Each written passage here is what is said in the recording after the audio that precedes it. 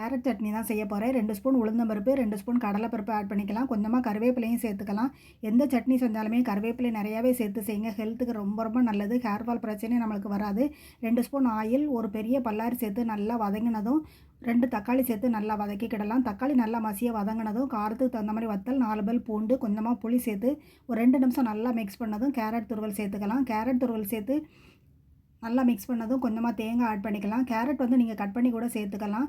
எல்லாம் சேர்த்து நல்லா வதங்கினதும் ஆற விட்டு மிக்ஸி ஜாரில் அரைச்சி எடுத்துக்கலாம். நல்லாவே ஆறிடுச்சு. தேவையான அளவு உப்பு சேர்த்து நல்லா கரகரப்பாக இருக்க மாதிரி அரைச்சி எடுத்துக்கோங்க. ரொம்ப பேஸ்ட்டாக ஆக்கிடாதீங்க. டேஸ்ட் வந்து அவ்வளோவா நல்லா இருக்காது. பேஸ்ட்டாக அரைக்கும் போது ரொம்ப ரொம்ப ஹெல்த்துக்கு நல்லது.